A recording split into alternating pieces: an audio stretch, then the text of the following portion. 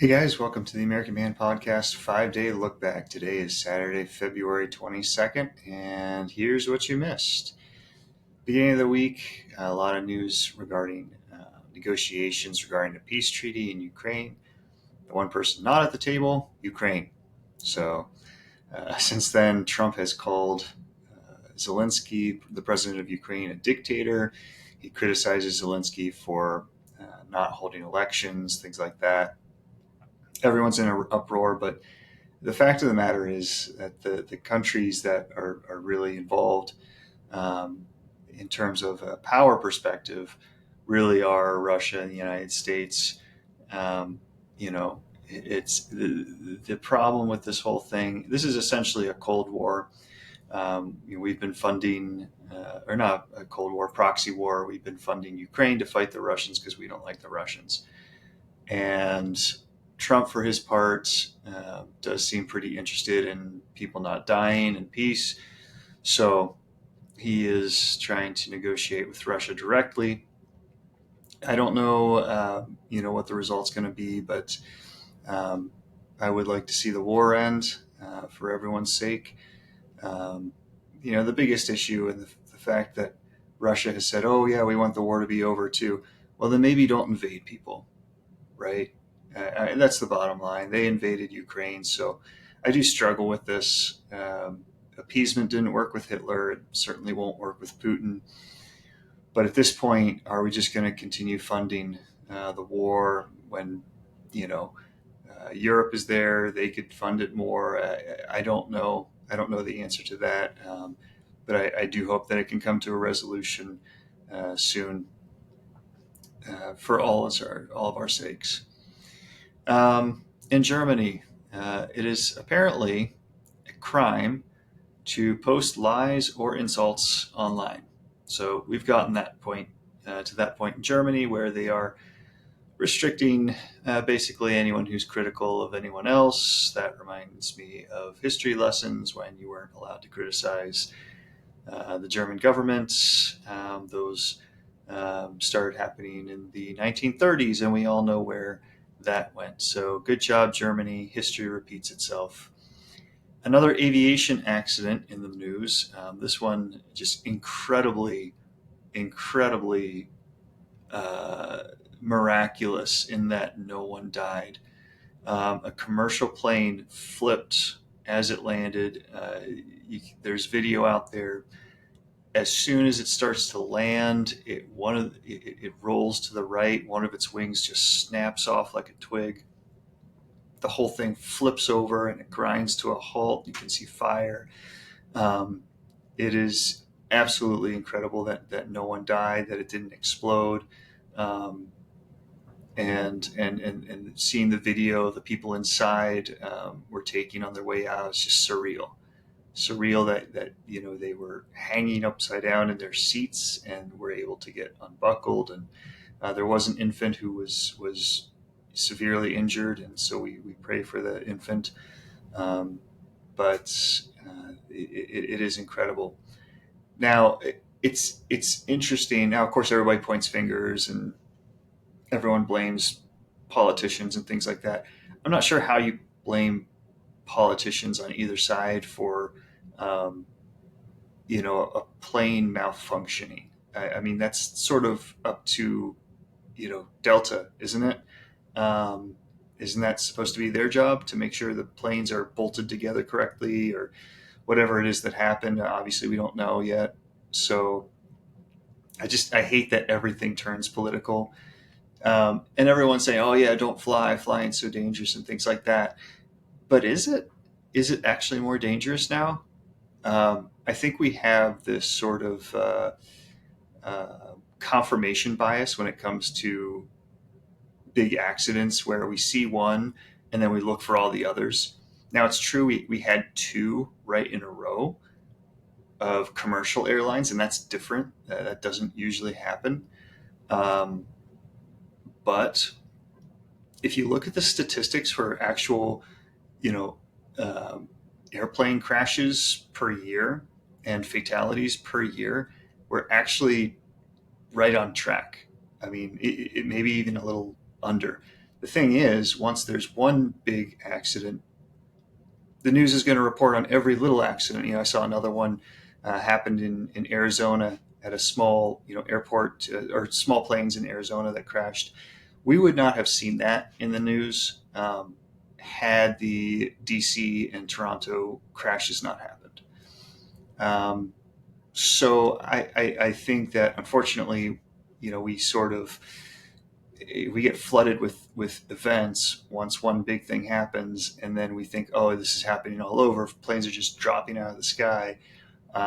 Statistically, it's about the same as it's always been. Moving on, we everyone talks about bipartisanship,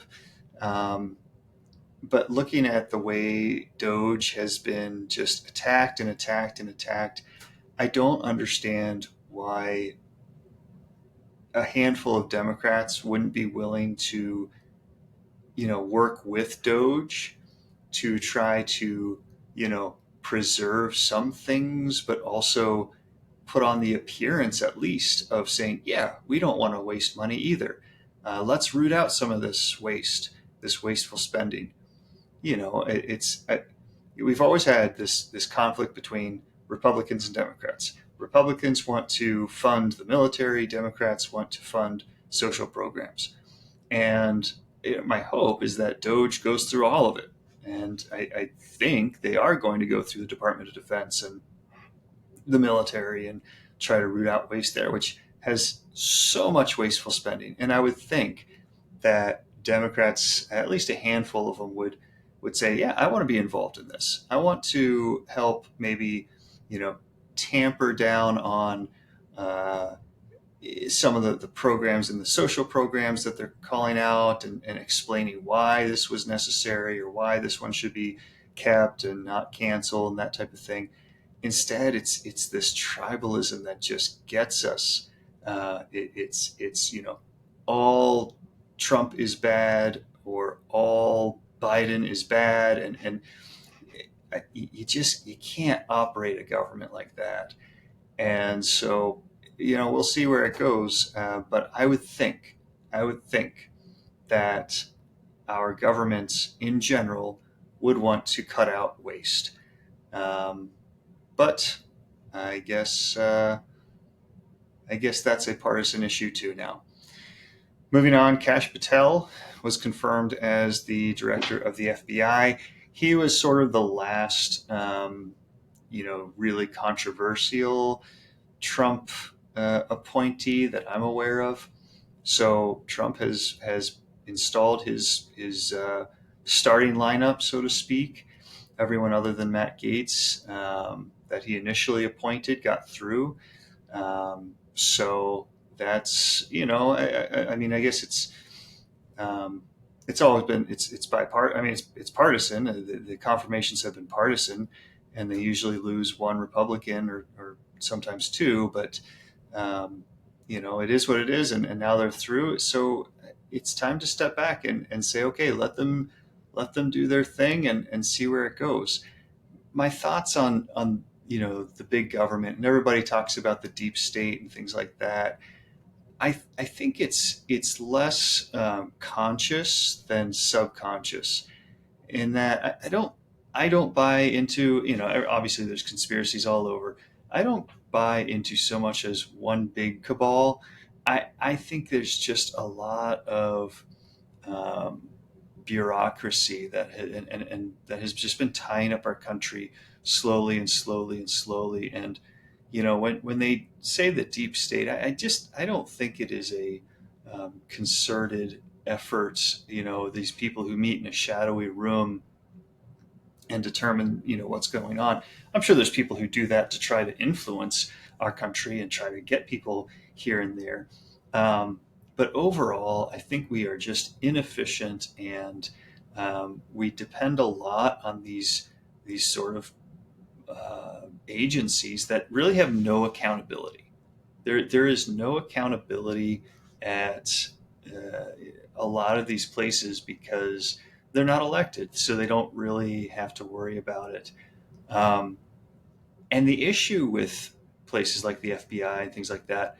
Up until recently, America has just sort of uh, trusted that whatever's going on inside that building is probably in our best interest. And so we're just going to look the other way and we're just going to kind of roll with it. And I think slowly, starting especially around 9/11, actually, with the Patriot Act and some of those overreaches, and then with 2020 and the COVID and things like that, we started to think, maybe it's not in our best interest. Maybe these people are doing things that we as a country, maybe a small group of us want them to be doing, but we as a country don't really feel comfortable with anymore. So that's where I'm hoping that DOGE and Kash Patel and a lot of these appointees can really root out. I don't know about rooting out anything, but shedding light on what's actually going on there, being transparent and that type of thing. Because I think Americans need to see these are the things that are actually going on here. Because history has shown that the government has lied to us many times, yet we continue to just sort of blanketly say, well, that was the last time. That was, you know, but we know, memoirs come out of ex-CIA agents and all these different things, and then classified reports come out. We are lied to consistently by our government, and continue to trust the government. So those two things are not quite compatible in my mind.